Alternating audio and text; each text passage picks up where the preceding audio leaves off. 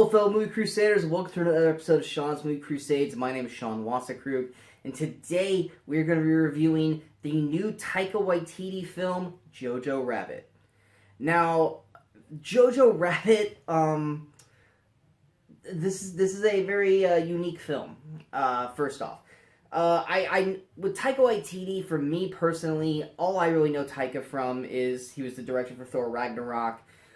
Which, most of you people who know me know that I think Thor Ragnarok is very overrated in terms of its quality. Like, yes, it's a fun film. Yes, it's the best Thor movie, but the other two Thor movies are kind of meh to me.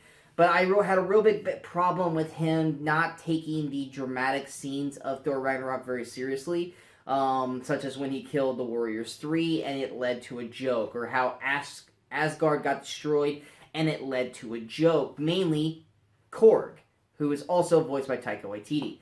So I kind of had a problem with his directing decisions in that film overall, where most people thought it was one of the best Marvel movies ever made. It's not even in my top 10 personally. But, like I said, he did that. But what I do love of Taika Waititi is What We Do in the Shadows. I think that is a hilarious film, and which spawned a TV series, which I also really love. So those are kind of the two things I have with Taika. So when they announced that he was doing a new film called Jojo Rabbit, where he's going to be playing Hitler, I was kind of on the fence a little bit because I was intrigued by it. Because I know he's a very comedic director, but him playing Hitler and this movie taking place in a pro-Nazi kind of situation made me kind of uneasy, because me personally, no, but I came up in a Jewish upbringing. My father is Jewish, so I don't take very well to pro-Nazi things. I still to this day have not seen Schindler's List because I just don't want to watch it, or American History X, or Valkyrie. It really pissed me off because the Nazis win in the end. But yet I love Inglourious Basterds. It's my favorite Quentin Tarantino film of all time. So I'm kind of uneasy when it comes to Nazi films, because it usually just makes me really, really angry. So when I saw that this movie was kind of about a kid who wants to be the best Nazi ever, and his imaginary friend is Adolf Hitler, I was really kind of, I don't know if I'm going to like this movie. And yeah, so let's go ahead and jump into the review and see what I thought of Jojo Rabbit. The plot of Jojo Rabbit, which it is a book, by the way, so if anyone wanted to read or know more about this film, there is a book that this is based off of, but we are in Nazi Germany, and we follow the story of a 10-year-old boy named Jojo. And Jojo basically goes to, I can't say the actual name for it, but it's kind of like Nazi Boy Scout camp, where young boys go to learn to become Nazis. They do stuff like war games, book burnings, all different kinds of things. And basically Jojo's goal in life is to be the best Nazi/Jew hunter there is, and for Adolf Hitler to become his best friend. More to the point, he is a 10-year-old with an imaginary friend who is also Adolf Hitler. But when his mom, when he comes home one day and finds out that his mom is basically hiding away a Jewish girl, his world is turned upside down, as he doesn't quite know what to do on whether to tell his Nazi buddies that, hey, I've caught a Jewish girl, or I found a Jewish girl, and in turn get his mom and potentially him in trouble, or not tell anyone and let the Jewish girl stay hidden in his house, which in turn turns his back on everything of his beliefs and everything that he's known. So it's a very conflicted story for him, especially for a 10-year-old. And that's basically the general plot of Jojo Rabbit. Now, what works with Jojo Rabbit? Now, like I said earlier, I was not sure I was going to like this movie. And I will, in respect, say, yeah, the first 20 minutes of this movie, I was more leaning towards, I don't know if I really want to watch any more of this, because it's very pro-Nazi. Now, I kind of had to do a reset, and I kind of had to go to the restroom in the middle of it, and while I was in the restroom, I kind of had to pull myself out of that perception and go, they're making fun of Nazis. You just aren't. You're just so focused on it being a Nazi film that you're not realizing that they're making fun of them. And so when I went back in, I started watching it again, and that helped me because I realized, oh, they're literally making fun of Nazis. It's a huge satire of a film, and it's basically showing how stupid Nazis are and the reason why they lost the war. And so once I got myself in that mindset, which is what the mindset you're supposed to be in watching this film anyway, this movie's an entirely different kind of film. So going into the what works, this is easily one of my favorite films of the year. I know it wasn't leaning that way when I started this review, but Jojo Rabbit is a phenomenal film. And let me count the ways. Because once you get past that stigma of it being a Nazi film, and you pay attention to their making fun of Nazis, and it's a huge satire and stuff like that, this film is incredibly well acted by everyone in the cast, for the most part. It's a very beautiful story in terms of what the contents of the subject matter that is in it. And it's incredibly well acted. It's heartwarming. It's funny. It's gut-wrenchingly sad. I literally gasped at one moment in this film because something hits you like a punch to the face that you were not expecting, and it literally made me tear up. It's incredibly sad, especially in that moment. And then by the end of the film, I felt great. Like, I left this movie feeling in such a good mood, so happy by the end of it. So this movie definitely takes you through a journey of emotions through the film, just like the journey of Jojo. Jojo is played by Roman Griffin Davis. This kid is amazing. This kid's character arc goes through a full 360. He goes from being this very, very... He's kind of two characters to start. When he's with his Nazi friends, he's kind of like, even though it's Nazis, he's a sweet, kind of nice little boy, kind of like a little mouse in a sense, which that's where he gets rabbit from, is because he's scared like a rabbit. So they call him Jojo Rabbit. But when he's around all of his Nazi friends, he doesn't seem like a Nazi. He just seems like a kid who's playing dress up, and can see things aren't quite right with what they're doing, but because all of his friends are there, or his supposed friends are there, he just goes along with it. When he's not with the Nazis, that's when he's the most Nazi-like. He's a huge asshole, he's a little shit you just want to punch in the face.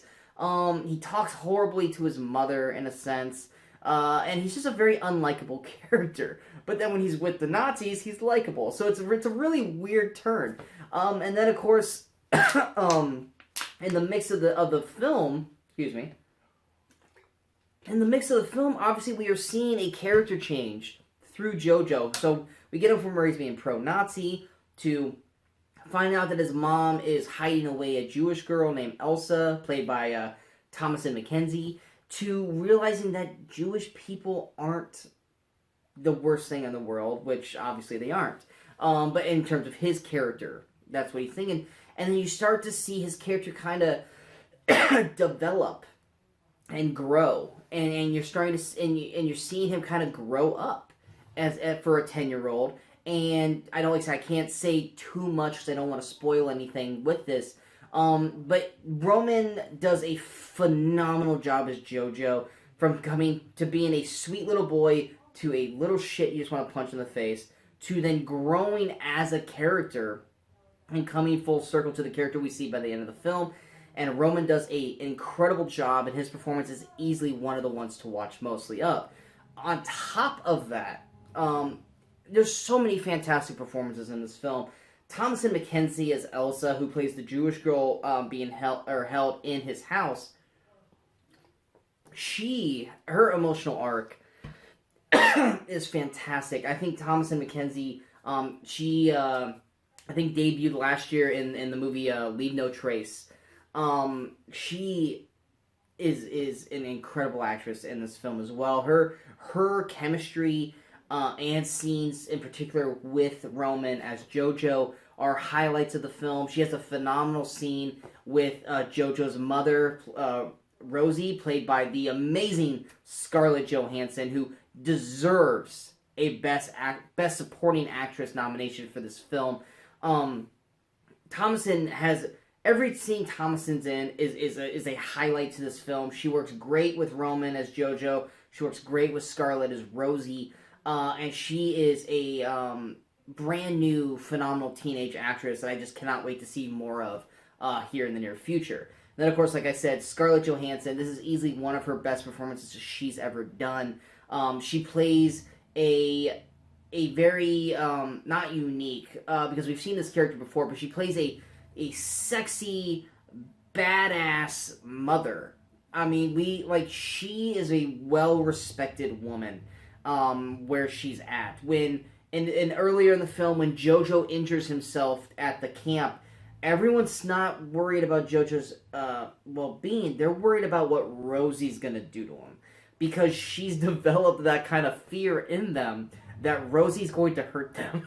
and it's a great moment when Scarlett's got a phenomenal introduction into the film. But another great thing with Scarlett is her moments with Jojo, like them one-on-one, are incredibly well written. They're incredibly well done. Like I said, Roman and Scarlett got great chemistry as well. One particular scene at the dinner table, is all I'm going to say, is a highlight of this film, and it really expands and shows off Scarlett's performance. And if there was a scene that I was going to show to basically kind of highlight her performance for a Oscar nomination, it would be the dinner table scene with Jojo, or the scene in the attic with Elsa. Both those scenes are standout scenes and she deserves to get at least nominated, if not a potential win for this role. Scarlett Johansson's fantastic in this film. Taika. This is where it's going to be a little rough. Taika Waititi played Adolf. I never wanted to laugh at a Hitler before, or enjoy a Hitler, but damn it, Taika Waititi is hilarious. Taika is basically, because here's the thing, he's the imaginary friend of Jojo, but he's not really playing Hitler. I mean, he is Hitler, but he's not playing Hitler. He's basically playing Jojo's kind of inner self of as dressed as Hitler. So he's kind of in the beginning of the film, he's Jojo's best friend. He's very supportive. He's very loving to Jojo. He wants Jojo to be a better, stronger person, and he's there to elevate and make Jojo feel like he's 100 feet tall.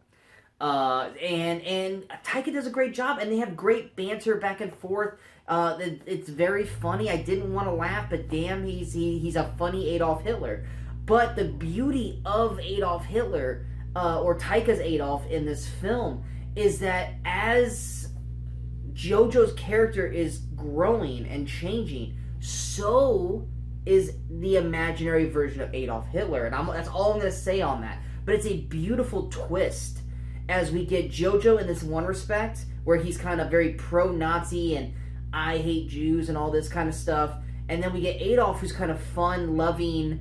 I mean, yeah, he's still a Nazi, but he's kind of the fun, loving one. And then they kind of meet at this impasse, and then they both kind of turn, and it's a beautiful watch to see that happen. And I think Taika does a fantastic job as Hitler in this performance, and the turn from the beginning of the film to the end of the film, just like with Jojo, from the beginning of the film to the end of the film, is a beautiful watch. We also got Sam Rockwell. I loved his performance in this film. He plays Captain Kleinseldorf, or Kleinseldorf, however you say that. He's basically playing the guy who's kind of running the Boy Scout camp. He's a war veteran who just keeps getting demoted. And there's a lot more to his character than meets the eye. And in more ways than one, actually. And every scene with him feels like a different character of this, like a different peel of the character. I'm not saying he plays a different character each time. He plays the same character, but you just learn a little bit more about his character as you go on. So every time Sam Rockwell got on screen, I immediately got excited, because every scene he's in feels important. It feels informative in a sense, and you're watching Sam Rockwell basically take this character, which felt very one note, when the movie started, and you're watching it build and build and build, and when it gets to the middle to the third act, this character is fully formed in a sense, and it doesn't come out and say this is what this character is. You're watching this kind of transition to this character that we get, and Sam Rockwell does a fantastic job with it. Alfie Allen, Theon from Game of Thrones, he's funny in his little moments. He's kind of like the number 2 to Sam Rockwell's character. He doesn't get a lot of lines in the movie, but the lines he does get are very well delivered. He was very amusing in the film. And then you got Rebel Wilson, who I'm kind of iffy on her. Sometimes she works, sometimes she doesn't. I feel like she worked in this. I feel like her lines and her deliveries really hit in this film, and she definitely made me chuckle quite a few times. And she plays Fraulein Ram. And like I said, I liked her performance. I thought she did a very good job. And then Stephen Merchant has a scene in the film where he plays Dirtsy. He's one of the I guess you would call him Jew hunters. He's he like goes from home to home and searches houses for Jews. He's got like one big scene in the film, and Merchant does a great job of delivering comedy. It's a great dialogue scene. It's a very intense scene as well. I think that was a great job. And then, of course, one more little highlight it's in supporting is Archie Yates as Yorkie. Yorkie is Jojo's best friend, who's not an imaginary friend, played by Adolf Hitler. Yorkie is adorable. He's lovable. He's probably the nicest Nazi you'll ever meet. He's just 100% supportive of Jojo throughout the entire film. No matter what's going on with Jojo, Yorkie is that best friend that you always wanted, wish you had if you hadn't had one, and the one guy that if you ever needed to feel better about yourself, you would find a Yorkie. And Yorkie, like played by Archie Yates, a fantastic job. But the story it's an incredible story from beginning to end. It's a beautiful story. Like I said, it's funny. It's heartwarming. It's gut-wrenchingly sad. And it builds as you go. You learn, you grow with these characters, and it's a fantastically well done. Very well directed by Taika. And like I said, the cast, I went through basically everyone for the most part, are incredible in the film. What doesn't work for the movie? Not a whole lot. Like I said, the first 20 minutes for me, that was kind of the part of, not the worst. Like, even I say it's the worst part, but it wasn't even the worst part.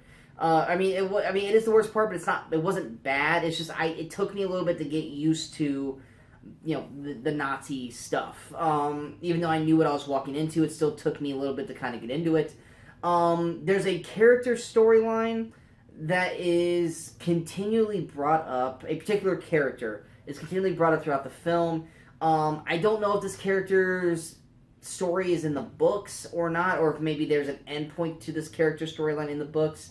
But it didn't really get finalized in the film. It was just someone that kept mentioning throughout the movie, but we never actually found out what happened to this character, so it kind of felt incomplete for me at that point, which I was just kept waiting for the other shoe to drop on this character's finality, and we never actually got it, so that was kind of an annoyance for me, especially by the end of the film. I was like, well, wait, we never found out what happened with this.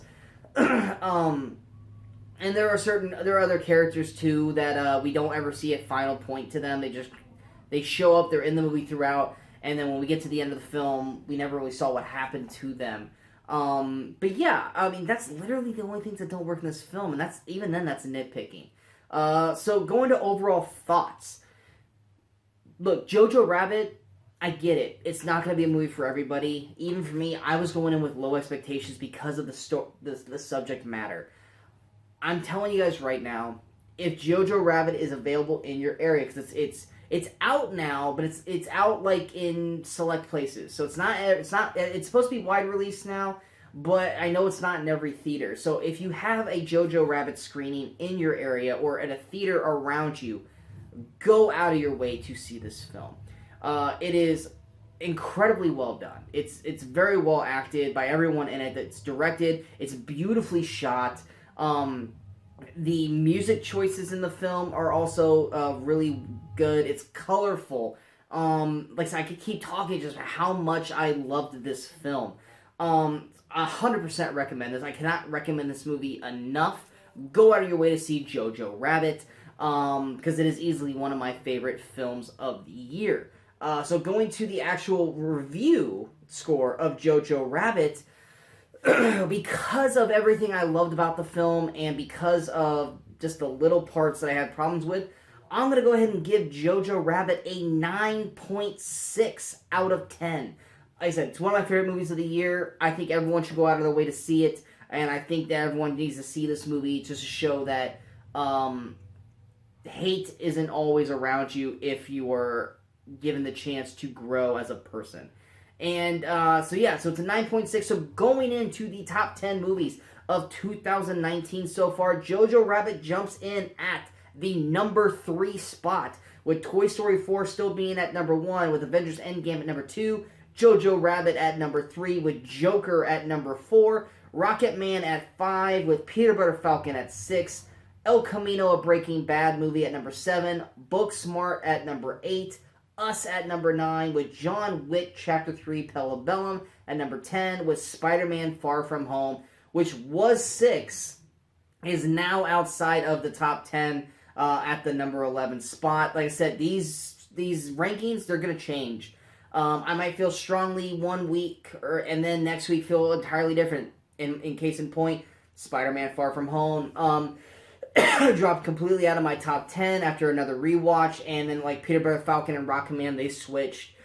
Like I said, that's the great thing about reviews and scores. They're subjected to change. So that is the top 10 of 2019 so far. But we have so many movies coming out and going to be reviewed and watched, and we'll see what happens. One thing that I want you all to look out for, if you guys want to know more about Jojo Rabbit, we are going to be doing a spoiler review of Jojo Rabbit. I'm going to bring on one of my fellow movie crusaders, Jay Burns.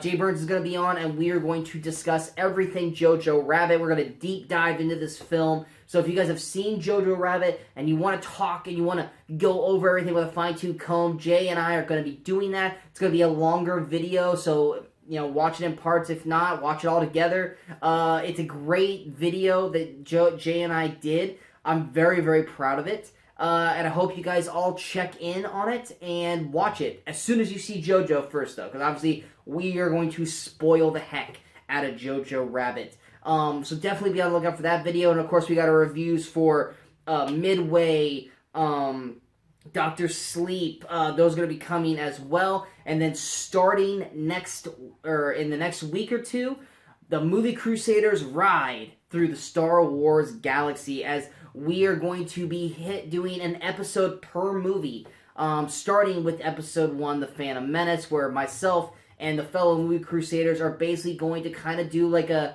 deep cut of the Star Wars films one by one, of the episodic ones, not Solo or Rogue One, just episode 1 through 8, leading up to the release of Rise of the Skywalker. So be on the lookout for that. That's coming here in the next couple weeks. But yeah, if you guys like this review, go ahead and hit that like button. If you guys feel like this review is worth sharing, go and hit that share button. But most importantly, don't forget to hit that subscribe button so that you guys stay up to date with all the latest videos that pop up on Sean's Movies Crusades. And of course, don't forget to follow us on all the social media outlets you see below. And until next time, in case I don't see you, good morning, good afternoon, and good night, Movie Crusaders.